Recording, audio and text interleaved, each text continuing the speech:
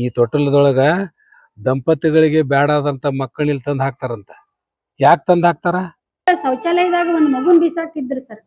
ಅದು ಊರ್ ಬೇಡ, ಮಗುನ್ ಬಿಸಾಕ್ದಾಗ ಆ ಮಗು ಹುಟ್ಟದಾಗ ಆಕಿ ಬಿಟ್ಟು ಹೋದಾಗ ಅದಕ್ಕ ಇರ್ಬಿ ಹತ್ತಿಬಿಟ್ಟು ಇದು ಸೊಂಡಿ ಮೂಗ ಏನೋ ನೋಡುವಂಗಿರ್ಲಿಲ್ಲ ಸರ್.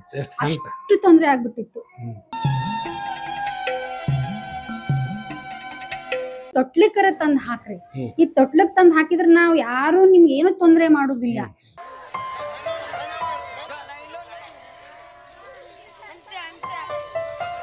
ನಮಸ್ಕಾರ ಗೆಳೆಯರೇ.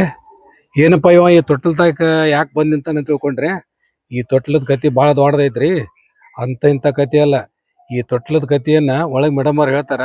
ಅದನ್ನ ಕೇಳಿದ್ರ ನಮ್ಮ ಕಣ್ಣಾಗ ನೀರು ಬರೋದಂತೂ ಗ್ಯಾರಂಟಿ. ಈ ತೊಟ್ಲ ಇಲ್ಯಾಕೆ ಇಟ್ಟಾರ, ಇಲ್ಯಾಕೆ ತೋರಿಸ್ತಾರಂತಾರೆ, ಈ ತೊಟ್ಲದೊಳಗ ದಂಪತಿಗಳಿಗೆ ಬೇಡಾದಂತ ಮಕ್ಕಳ ಇಲ್ಲಿ ತಂದು ಹಾಕ್ತಾರಂತ. ಯಾಕೆ ತಂದು ಹಾಕ್ತಾರ? ಇದ್ರ ಕತಿ ಏನೈತಿ, ಇದ್ರ ಉದ್ದೇಶ ಏನು? ಮತ್ತು ಇಲ್ಲೊಂದು ಸಂಸ್ಥೆ ಕಟ್ಟ್ಯಾರ, ಅಮೂಲ್ಯ ಸರ್ಚ್ ವಿಶೇಷ ದತ್ತು ಕೇಂದ್ರ ಸ್ವೀಕಾರ ಕೇಂದ್ರ ಅಂತ. ಇದು ಬಂದು ನವಗನಗರದ ಸೆಕ್ಟರ್ ನಂಬರ್ 50 ಐತಿ. ಇದಕ್ಕೊಂದು ದೊಡ್ಡ ಆಡಳಿತ ಮಂಡಳಿ ಐತಿ. ಈ ಆಡಳಿತ ಮಂಡಳಿಯವರು ಈ ತೊಟ್ಟಲ್ದಾಗಿದ್ದ ಮಗುವನ್ನು ತಗೊಂಡೋಗಿ ಲಾಲನೆ ಪಾಲನೆ ಮಾಡಿಕ್ಯಾಟ ಮತ್ತು ಮಕ್ಕಳಿಲ್ದವ್ರಿಗೆ ಇದನ್ನ ದತ್ತಕ್ಕೆ ಕೊಡ್ತಾರ. ಆ ದತ್ತು ಸ್ವೀಕಾರನ ಯಾವ ಪದ್ಧತಿ ಒಳಗೆ ಮಾಡ್ತಾರ, ಅದರ ರೂಲ್ಸ್ ರೆಗ್ಯುಲೇಷನ್ ಏನಂತ ಒಳಗೆ ಆಡಳಿತ ಮಂಡಳಿಯವರು ಇರ್ತಾರ. ಅವ್ರ ಬಾಯಿಂದ ಕೇಳಿ ತಿಳ್ಕೊನ ಒಳಗೆ ಹೋಗೋಣ ಬರ್ರಿ ಗೆಳೆಯರ. ಪರಪಂಚ ನೀನೇ ನನ್ನ ಪರಪಂಚ ನೀನೇ. ನಮಸ್ಕಾರ ಮೇಡಮ್. ನಮಸ್ಕಾರ ಸರ್. ನಮಸ್ಕಾರ. ನಾವು ಮಿತ್ರ ಲೋಕ ಯೂಟ್ಯೂಬ್ ಚಾನಲ್ ಬಂದ್ವಿ ಮೇಡಮ್. Okay sir. ಮೇಡಮ್ ನಾವಲ್ಲಿ ಒಳಗ್ ಬರುವಾಗ ಅಲ್ಲೊಂದು ತೊಟ್ಲ ಐತಿ. ಹೌದು ಸರ್. ಆ ತೊಟ್ಲದ ಬಗ್ಗೆ ವಿವರ ಕೊಡ್ರಿ ನಮ್ಗೆ. ಸರ್, ಒಂದು ಏನಂತಂದ್ರ ಈಗ ಮಕ್ಕಳನ್ನ ಎಲ್ಲೆಲ್ಲೋ ಬಿಸಾಕ್ಬಿಟ್ರೆ ಹಂದಿ ಬಾಯಿಗೋ ನಾಯಿ ಬಾಯಿಗೋ ಆಮೇಲೆ ಮುಗುಸಿ ಬಾಯಿಗೋ ಹೋಗ್ಬಿಡ್ತಾವ ಸರ್ ಮಕ್ಕಳು. ನಿಜವಾಗ್ಲೂ ನಮ್ಗೆ ಹೆಂಗಂದ್ರ ಸರ್ ನೋವು ಆಗ್ತೈತಿ, ದುಃಖ ಬರ್ತೈತಿ. ಯಾಕಂತ ಕೇಳಿ ಸರ್, ನಮ್ಮಲ್ಲಿ ಬರ್ತಕ್ಕಂತ ಮಕ್ಕಳು ಒಂದ್ಸರಿ ಒಂದ್ ಮಗುವಿಗೆ ಒಂದು 8 ಹೊಲಿಗೆ ಬೀಳುವಷ್ಟು ಮೂಸಿ ಕಚ್ಚಿಬಿಟ್ಟಿತ್ತು ಸರ್. ಈ ಅಷ್ಟ್ರಲ್ಲಿ ಸಮುದಾಯದವ್ರು ನೋಡಿದ್ರು, ಸಾರ್ವಜನಿಕರು ನೋಡಿದ್ರು ಅಂದ್ರ ಆ ಮಗುವಿನ ಭವಿಷ್ಯ ಗಟ್ಟಿ ಇತ್ತು ಅಂದ್ರ ನಮ್ಮಲ್ಲಿ ಸಿಕ್ಬಿಡ್ತದ ಸರ್. ಅದು ಅವ್ರು ಹೇಳ್ತಾರ, ಅವರಿಂದ ನಾಗಳ ಹೇಳಿದ್ನಲ್ಲ ಸರ್, ಆ ರೀತಿ ಮಕ್ಕಳ ಕಲ್ಯಾಣ ಸಮಿತಿಯಿಂದ ಸರ್ಕಾರದ ದವಾಖಾನಿಗೆ ಹೋಗಿ ಹಿಂಗೆಲ್ಲಾ ಸುತ್ತಾಕಿ ಮಗು ಬರ್ತದೆ. ಅಕಸ್ಮಾತ್ ಅದ್ ನೋಡಲಿಲ್ಲ ಅಂದ್ರ ಹಂದಿ ಬಾಯಿಗೋ ನಾಯಿ ಬಾಯಿಗೋ ತುತ್ತಾಗಿ ಹೋಗ್ಬಿಡ್ತದೆ ಸರ್ ಬೇಬಿ. ಅದು ಸಣ್ಣ ಕಂದವ, ಎಳೆ ಚರ್ಮ, ಹಿಂಗ ಆಗ್ಬಾರ್ದು ಅಂತ ನಾವೇನ್ ಮಾಡಿವಿ ಸರ್, ಸುರಕ್ಷಿತವಾಗಿ ನಾವೇನ ಅಲ್ಲಿ ಸಿಸಿ ಕ್ಯಾಮ್ರಾ ತೊಟ್ಲಕ್ ಬೀಳೋಂಗ್ ಇಟ್ಟಿಲ್ಲ ಸರ್. ತೊಟ್ಲಕ್ ಬೀಳೋಂಗ್ ಸಿಸಿ ಕ್ಯಾಮ್ರಾ ಇಟ್ಟಿಲ್ಲ.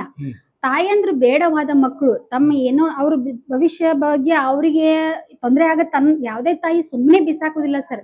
ಆಕಿಗ್ ಭವಿಷ್ಯಕ್ ತೊಂದ್ರೆ ಆಗತ್ತ ಅನ್ನೋಂಗಿದ್ರ ಮಾತ್ರ ಕೊಟ್ಟಿರ್ತಾಳ, ಆಕಿ ಬಿಸಾಕಿರ್ತಾಳ.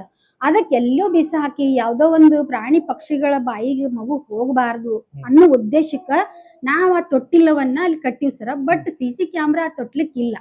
ಅಂದ್ರೆ ಅಲ್ಲಿ ಯಾರಾದ್ರೂ ಮಗುವನ್ನು ತಂದು ಹಾಕಿದ್ರೆ ಸುರಕ್ಷಿತವಾಗಿ ಇಲ್ಲ ಸರ್. ನಾವ ಹಾಕಿವಂತೂ ಯಾರಿಗೂ ಗೊತ್ತಾಗಲ್ಲ, ಗೌಪ್ಯತೆ ಇರಿ ಸರ್, ಅವ್ರ ಮುಖಾನೇ ಕಾಣುದಿಲ್ಲ. ಅಂದ್ರೆ ಸುರಕ್ಷಿತ ದೃಷ್ಟಿಯಿಂದ ನೀವು ಆ ತೊಟ್ಟಿಲಲ್ಲಿ ಸುರಕ್ಷಿತ ದೃಷ್ಟಿಯಿಂದ ಮಮತೆಯ ತೊಟ್ಟಿಲು ಅಂತ. ಮಮತೆಯ ತೊಟ್ಟಿಲು ಅಂತ ಬಹಳ ಚಂದ ಐತ್ರಿ, ನಾವು ನೋಡಿದ್ವಿ ಬರುವಾಗ. ಮಮತೆಯ ತೊಟ್ಟಿಲು. ಹೇಳ್ರಿ ಮತ್ತೇನದ ಹೇಳ್ರಿ ಮೇಡಮ್. ಇಲ್ಲ ಸರ್, ನಾನು ಒಂದು ಎಲ್ಲಾ ಸಾರ್ವಜನಿಕರಲ್ಲಿ ಒಂದು ವಿನಂತಿ ಪೂರ್ವಕ ಕೇಳ್ಕೊಳ್ಳೋದು ಏನಂದ್ರೆ ಸರ್, ಮಕ್ಕಳು ನಿಮ್ಗ ಬೇಡ ಆಗಿರ್ತಾರಲ್ಲ, ಅವ್ನ ಎಲ್ಲೋ ಬಿಸಾಕಿ ಹೈರಾಣ ಮಾಡ್ಬೇಡ್ರಿ. ಮಕ್ಕಳಿಗೂ ಹೈರಾಣ. ಆಮೇಲೆ ನಿಮ್ಮ ಜೀವನದಾಗ ಏನೇನೋ ನೀವು ಮಾಡಿ ಈಗಾಗಲೇ ಒಂದು ಪಾಪ ಕೂಪದೊಳಗೆ ಬಿದ್ದಿರ್ತೀರಿ. ಅದನ್ನ ನಾನು ಒಂದ್ ಮಹಿಳೆಯಾಗಿ ಹೇಳ್ತೀನಿ. ಆದ್ರ ನಿಮಗ್ ಹುಟ್ಟಿದಂತ ಒಂದ್ ಮಗು ಮತ್ ಮಗು ಅಂದವ್ರಿಗೆ ಮಗು ದೇವ್ರು ಕೊಡಾಕತ್ತಿಲ್ಲ. ಅದು ಒಂದು ದೇವರ ಆಟ. ನಿಮಗ್ ಮಗು ಬಂತಲ್ಲ, ಅದನ್ನ ಸುರಕ್ಷಿತವಾಗಿ ನೀವು ಸರ್ಕಾರ ದವಾಖಾನಿಗೆ ಒಪ್ಪಿಸ್ರಿ, ಅಥವಾ ಮಹಿಳಾ ಮತ್ತು ಮಕ್ಕಳ ಇಲಾಖೆಗೆ ಹೇಳ್ರಿ, ಅಥವಾ ಅಂಗನವಾಡಿಗೆರ ಹೇಳ್ರಿ, ಅಥವಾ ಈ ತೊಟ್ಲಿಕರ ತಂದ್ ಹಾಕ್ರಿ. ಈ ತೊಟ್ಲಕ್ ತಂದ್ ಹಾಕಿದ್ರ ನಾವ್ ಯಾರು ನಿಮ್ಗೆ ಏನು ತೊಂದ್ರೆ ಮಾಡುದಿಲ್ಲ. ಇನ್ನು ನಿಮ್ ಕೈ ಮುಗಿದ್ ಕಳಿಸ್ತೀವಿ. ಯಾಕಂತಂದ್ರ ಒಂದು ಮಗುವಿಂದ ನೀನು ಒಳ್ಳೆ ವಿಚಾರ ಇಟ್ಕೊಂಡ್ ನೀ ತಂದ್ ಹಾಕಿದಲ್ವ, ಮಗುವಿನ ಭವಿಷ್ಯದ ಬಗ್ಗೆ ವಿಚಾರ ಮಾಡಿದಲ್ಲ, ಮಗುವಿನ ಆರೋಗ್ಯದ ಬಗ್ಗೆ ವಿಚಾರ ಮಾಡಿದಲ್ಲ. ಇಲ್ಲಾಂದ್ರೆ ಎಲ್ಲೋ ಬಿಸಾಕಿದ್ರ ಮಗು ಅನರ್ಥವಾಗಿ ಹೋಗ್ತಿತ್ತು ಅಂತ ನಾವ್ ಕೈ ಮುಗಿದ್ ಕಳಿಸ್ತೀವಿ ನಿನಗ. ಆದ್ರೆ ಮಗುನ ಅನರ್ಥಕವಾಗಿ ಏನು ಮಾಡಬಾರ್ದು ಅಂತ ನಾ ಎಲ್ಲರಲ್ಲಿ ಕೇಳ್ಕೊತಾ ಇದೀನಿ ಸರ್. ಯಾಕಂದ್ರ ಮಕ್ಕಳು ನಮ್ಮಲ್ಲಿ ಯಾವ ರೀತಿ ಬರ್ತಾವನ್ನ ನೋಡ್ಕೊಂಡ್ರೆ ನಮ್ಗೆ ಬಹಳ ಅಂದ್ರೆ ಬಹಳ ನೋವಾಗತ್ತೆ ಸರ್. ಯಾಕಂದ್ರ ಶೌಚಾಲಯದಾಗ ಒಂದ್ ಮಗುನ್ ಬಿಸಾಕಿದ್ರಿ ಸರ್. ಅದು ಊರ್ ಬೇಡ, ಮಗುನ್ ಬಿಸಾಕ್ದಾಗ ಆ ಮಗು ಹುಟ್ಟದಾಗ ಆಕಿ ಬಿಟ್ಟು ಹೋದಾಗ ಅದಕ್ಕ ಇರ್ಬಿ ಹತ್ತಿಬಿಟ್ಟು ಇದು ಸೊಂಡಿ ಮೂಗ ಏನೋ ನೋಡುವಂಗಿರ್ಲಿಲ್ಲ ಸರ್. ಅಷ್ಟು ತೊಂದ್ರೆ ಆಗ್ಬಿಟ್ಟಿತ್ತು. ಆಮೇಲೆ ನಾವ್ ದೊಡ್ಡವರಾದ್ರೆ ಹೇಳ್ಕೊತೀವಿ ಸರ್, ನನ್ಗೆ ಇಲ್ಲಿ ನೋವಾಗತ್ತ, ಇಲ್ಲಿ ಗಾಯ ಆಗತ್ತ, ಏನೋ ಅವು ಏನ್ ಹೇಳು ಅವ್ ಏನ್ ಹೇಳಕ್ ಆಗಲ್ಲ. ಏನು? ಆಮೇಲೆ ನಾವು ಟ್ರೀಟ್ಮೆಂಟ್ ಕೊಟ್ಟಿದ್ದೇ ತಗೋತಾವು. ಹಾ. ಆಮೇಲೆ ದವಾಖಾನಿ ಒಳಗ್ ಸರ ಆ ವೈದ್ಯರು ತಮ್ಮ ಅನುಕೂಲಕ್ ಬೇಕಂತಂದ್ರ ಒಂದ್ ದಿನಕ್ಕೆ 5-5 ml ರಕ್ತ ತಕ್ಕೋತಾರ್ರಿ. ಅವ್ರಿಗೆ ಮತ್ತೆ ಅವ್ರಿಗೆ ಟ್ರೀಟ್ಮೆಂಟ್ ಕೊಡ್ಬೇಕಲ್ಲ ಆ ಮಗುವಿಗೆ. ಈ ರೀತಿ ಇರೋದ್ರಿಂದ ಆ ಮಗು ಅಷ್ಟು ಇದು ಆಗ್ಬಾರ್ದು. ಈಗ ಅವ್ರು ಡಾಕ್ಟರ್ ಎಷ್ಟು ಪ್ರಯತ್ನ ಪಡ್ತಾರೆ ಸರ್. ನಿಜವಾಗ್ಲೂ ನಮ್ಮ ಈ ಕೇಂದ್ರಕ್ಕ ಮಗು ಬರ್ಬೇಕಾದ್ರೆ ಸರ್ಕಾರ ದವಾಖಾನೆ ಒಳಗೆ ಡಾಕ್ಟರ್ ಇರ್ಬೋದು, ಕುಮಾರೇಶ್ವರಕ್ಕೆ ಅಡ್ಮಿಟ್ ಮಾಡ್ತೀವಿ ಸರ್, ಅಲ್ಲಿ ಡಾಕ್ಟರ್ ಇರ್ಬೋದು, ಎಷ್ಟು ಪ್ರಯತ್ನ ಪಡ್ತಾರೆ ಸರ್. ಈ ಒಂದು ಅನಾಥ ಬೇಬಿ ಅಂದ್ಕೊಂಡು ಸಾಕಷ್ಟು ಪ್ರಯತ್ನ ಪಡ್ತಾರ್ರಿ. ಮಗುನ ಉಳಿಸ್ಕೊಳ್ಳೋದಕ್ಕ ಬಹಳ ಅಂದ್ರ ಬಹಳ ಪ್ರಯತ್ನ ಪಟ್ಟು ನಮ್ಮಲ್ಲಿ ಮಕ್ಕಳನ್ನ ಕಳಿಸ್ಕೊಡ್ತಾರೆ ಸರ್. ಯಾಕಂದ್ರೆ ಅವ್ರು ಬಿಸಾಕಿದ ಮೂಮೆಂಟ್ ನೋಡಿದ್ರೆ ಮಕ್ಕಳು ಉಳಿ ಚಾನ್ಸ್ ಇರಂಗಿಲ್ಲ, ಅಂತ ಬೇಬಿನೂ ಅವ್ರು ಉಳಿಸ್ಕೊತಾರೆ ಸರ್. ಮತ್ತೆ ಇಲ್ಲಿ ಬರ್ತಕ್ಕಂಥ ಮಕ್ಕಳು ನೀವು ಹೇಳಿದ್ರಿ ಯಾವಾರ ಒಂದ್ ಈ ನಿಮ್ಮ 15-20 ವರ್ಷ ಸರ್ವಿಸ್ನೊಳಗ ಇಲ್ಲೇ ಡೆತ್ ಆದಂತವ್ ಏನಾರ ತೊಂದ್ರೆ ಏನಾರ ಘಟನೆಗಳು ನಡೆದವನ್ರಿ? ಇಲ್ಲ ಸರ್, ನಮ್ಮಲ್ಲಿ ಆ ರೀತಿ ಅವಕಾಶನೇ ಇಲ್ಲ. ಇಲ್ಲ. ಯಾಕಂತಂದ್ರ ಒಂದ್ ಬೇಬಿಗ್ ಜ್ವರ ಬಂದೈತೆ ಅನ್ನೋದನ್ನ ತಾಸಿಗೂ ನಾವು ಪರೀಕ್ಷೆ ಮಾಡ್ತಿರ್ತೀವಿ. ಆಮೇಲೆ ನಮ್ಮಲ್ಲಿ ಈ ಒಂದು ಕೇಂದ್ರಕ್ಕೆ ಡಾಕ್ಟರ್ ಇದ್ದಾರೆ ಸರ್. ಅವ್ರು ವಾರದಲ್ಲಿ ನೀವು ಒಂದೊಂದ್ ದಿನ 3-4 ಸಲ ಹಂಗೆ ಬಂದೇ ಬರ್ತಿರ್ತಾರ. ಗೌರ್ಮೆಂಟ್ ಡಾಕ್ಟರ್ ಬರ್ತಾರ? ಇಲ್ಲ, ಅವ್ರ ಮಕ್ಕಳ ತಜ್ಞರು ಸರ್. ಮಕ್ಕಳ ತಜ್ಞರು ಶಂಕರ್ ಪಾಟೀಲ್ ದವಾಖಾನಿಂದ ಬರ್ತಾರ ಸರ್. ಅವ್ರ ಡಾಕ್ಟರ್ ಅವ್ರ ಕಡೆಯಿಂದ ಒಬ್ರನ್ನ ಕಳ್ಸಿರ್ತಾರ. ಅವ್ರು ಯಾವಾಗ್ಲೂ ಬರ್ತಿರ್ತಾರ ಸರ್. ಅವ್ರಿಗೆ ಇವತ್ತೇ ಬರ್ಬೇಕು, ಇದೇ ತಾಸಿಗೆ ಬರ್ಬೇಕು ಅಂತ ಇಲ್ಲ. ಬಟ್ ನಾವು ಮತ್ತೊಮ್ಮೆ ಮಕ್ಕಳು ಹಿಂಗ ಸರ್ ಸ್ವಲ್ಪ ಯಾಕೋ ಸುಸ್ತಾಗ್ಯಾವ, ಮಕ್ಕಳು ಜ್ವರ ಬಂದಂದ್ರೆ ಒಂದ್ ಕಾಲ್ ಮಾಡಿದ್ರೆ ಸಾಕು ಅವ್ರು ಬಂದ್ ಬಿಡ್ತಾರೆ ಸರ್. ಆಮೇಲೆ ಒಬ್ರು ನರ್ಸ್ ಇದ್ದಾರೆ, ಅವರು ಸಹಿತ ಮಕ್ಕಳಿಗೆ ಡೈಲಿ ಬಂದು ಚೆಕ್ ಮಾಡಿ ಹೋಗ್ತಾರೆ ಸರ್ ಅವ್ರು. ಬಟ್ ಅವ್ ಯಾವ್ದೇ ಒಂದು ರೀತಿಯಿಂದ ಅವರು ಬಂದ್ ಚೆಕ್ ಮಾಡುವಾಗ, ಡಾಕ್ಟರ್ ಚೆಕ್ ಮಾಡುವಾಗ, ಆಮೇಲೆ ನಮ್ಮಲ್ಲಿ 6 ಜನ ಆಯಗಳು ಇದ್ದಾರೆ ಸರ್. 6 ಜನ ಆಯಗಳು, ಬಟ್ 11 ಜನ ಸಿಬ್ಬಂದಿ ನಾವೊಂದು ಕೇಂದ್ರಕ್ಕೆ ಇದೀವಿ ಸರ್. ಇಲ್ಲಿ ಕೆಲಸ ಮಾಡೋ ಇಬ್ರು ನಾವ್ MSW ಮಾಡಿದವ್ರು ಇದೀವಿ. ನಾನು ಕೋಆರ್ಡಿನೇಟರ್, ಅವ್ರ ಸೋಷಿಯಲ್ ವರ್ಕರ್ ಒಬ್ರು ಡಾಕ್ಟರ್, ಒಬ್ರು ನರ್ಸ್, ಒಬ್ರು ಜವಾನ್ ಇದ್ದಾರೆ ಸರ್. 6 ಜನ ಆಯಗಳು ಇದ್ದೀವ್ರಿ ನಾವು. ಇಷ್ಟು ಜನ ಇರುವಾಗ ಒಂದ್ ಮಗು ಏನು ಆಗ್ಲಾರ್ದಂಗ್ ನೋಡ್ಕೊತೀವಿ ಸರ್. ಇಲ್ಲಿವರೆಗೂ ನಮ್ಮಲ್ಲಿ ಏನೂ ಆಗಿಲ್ಲ. ಬಟ್ ಒಂದೊಂದ್ ಮಗು ನೋಡಿ ಸರ್, ಈಗ ಹಾಲು ಕುಡಿಸಿ ಮನಗಿಸಿರ್ತಾರ. ಬೆಳಗ ಮುಂಜಾನೆ ರಾತ್ರಿ 2-3 ಸಲ ಕುಡಿಸಿರ್ತಾರ. ರಾತ್ರಿ 2 ಗಂಟೆ ಕುಡಿಸಿದಾಗ ಬೆಳಗ್ಗೆ 4-5 ಗಂಟೆಗೆ ನೋಡಿದಾಗ ಅದು ಸುಸ್ತಾಗಿತ್ತಂದ್ರ ಇಮಿಡಿಯೇಟ್ ನಮ್ಮ ಮನೆ ಇಲ್ಲೇ ಮೇಲೆ ಇದೆ ಸರ್.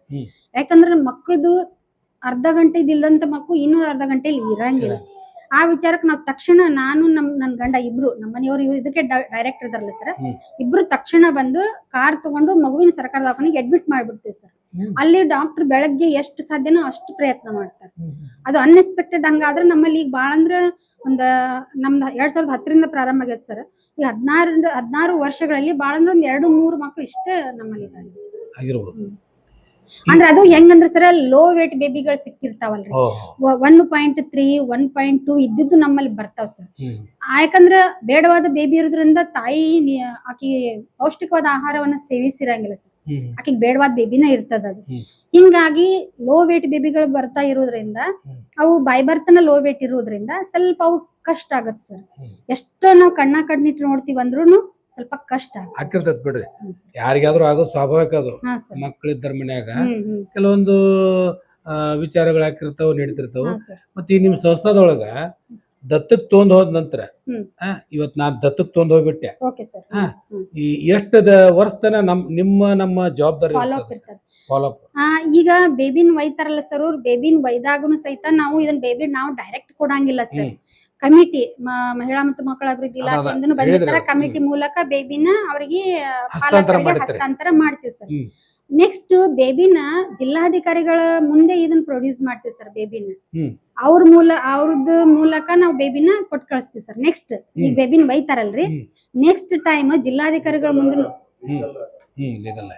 ಲೀಗಲ್ ಆಗಿ ಮೊದ್ಲು ಕೋರ್ಟ್ ಮೂಲಕ ಮಾಡ್ತಿದ್ವಿ ಸರ್. ಇದನ್ನ ಸ್ವಲ್ಪ ಅಂದ್ರೆ ಜಡ್ಜ್ ಸಾಹೇಬ್ರು ಅವ್ರಿಗೆ ಸಾಕಷ್ಟು ಕೇಸ್ಗಳು ಇರೋದ್ರಿಂದ ಬಿಸಿ ಆಗ್ಬಿಟ್ರು.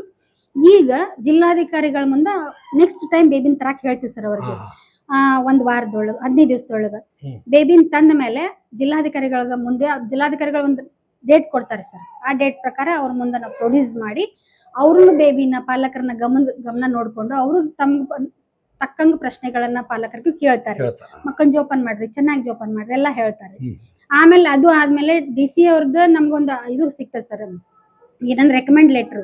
ಅಂದ್ರೆ ಮಗುವಿನ ಜನನ ಪ್ರಮಾಣ ಪತ್ರನು ನಾವೇ ತೆಗಿಸಿ ಕೊಡ್ತೀವಿ ಸರ್.